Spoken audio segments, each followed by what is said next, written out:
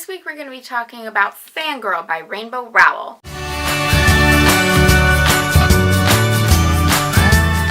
Personally, I have some opinions about it. But first, let's go through the synopsis. First, I'm going to read you the synopsis from the inside of the book, just because, again, I'm not great at synopsis. And then I'm going to give you my little synopsis that I think is different than what's inside the book. A coming-of-age tale of fanfiction, family, and first love. Cath is a Simon Snow fan. Okay, the whole world is a Simon Snow fan.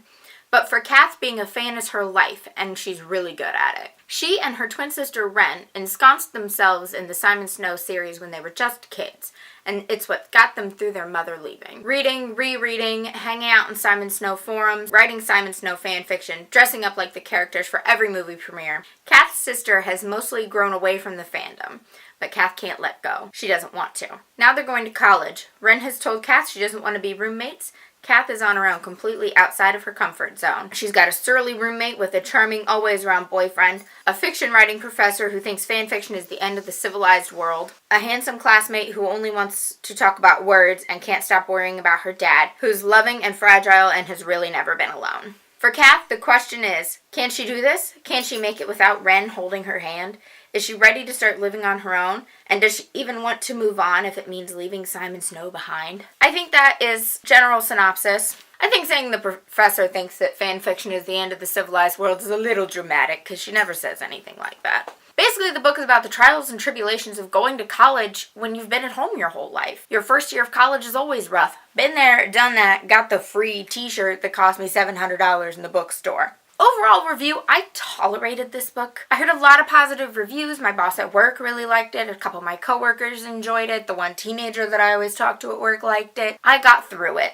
I just felt like I was plugging along, and it took me so long to read this book, even though it's not all that big. It's not that the story was poorly written, it's that it took so long, in my opinion, to get to a plot. Chapter 22, getting to the plot. That's insane to me. At one point I had tweeted, there are too many pages left in this book for the things that need to happen, which is normally the opposite of a problem. To me, the book never really got good. I went to college. I had the roommate that I didn't know. I had the hard time fitting in. Everybody does that their first year of college if they're away from home. Now, if you go to college in your hometown with all the same kids you went to high school with, that's usually not a problem. But for people like me that went to school an hour away from their hometown, it was kind of tough. Now, the fanfiction she's writing is about this Simon Snow story, which is basically this story's version of Harry Potter. They have many allusions to the Harry Potter story within the Simon Snow story that they're talking about. So, for example, they talk about in the fourth movie how everybody's hair is long and crazy. Same as in the Harry Potter books and movies. In the fourth movie, everybody's hair is long and crazy. And what was weird is they, at one point, actually talked about Harry Potter in the book.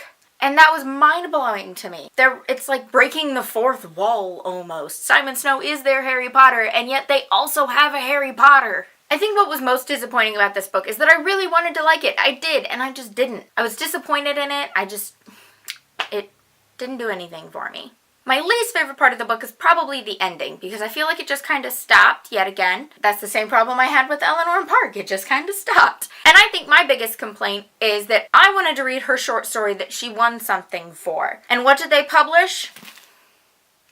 Carry On, the fan fiction for the book series that no one actually has read ever. I think they should have definitely published somewhere the entirety of Left that she wrote. Left was the name of the short story that she wrote in the book. Now, my favorite thing was how they talked about mental illness. They kind of tackled it from how it affects your entire family standpoint. They talked about the reality of it and how there's this big stigma surrounding if you have any sort of mental illness that you're considered crazy and you don't want to feel crazy, and that taking medication for your brain is a problem. Cath, the lead character, is even quoted as saying that she doesn't want to be crazy like her dad. Her dad ends up in a mental hospital after he basically suffers a mental break at work.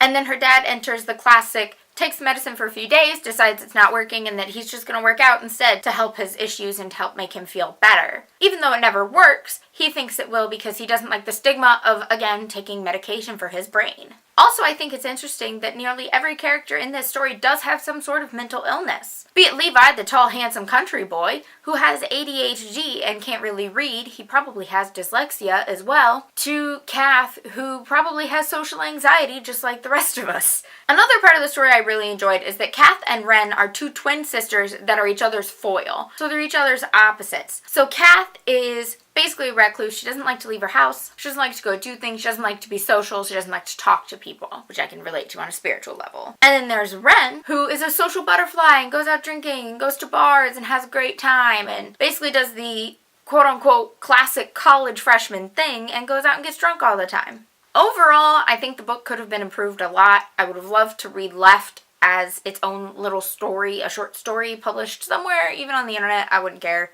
But the drink to go with this, I would suggest Natty Light because college. That was my brief review of Fangirl by Rainbow Rowell. Next week, we're going to go over Pokemon renaming like I had promised for last week, but didn't quite get to finishing. So until then, have a fantastic day. Bye!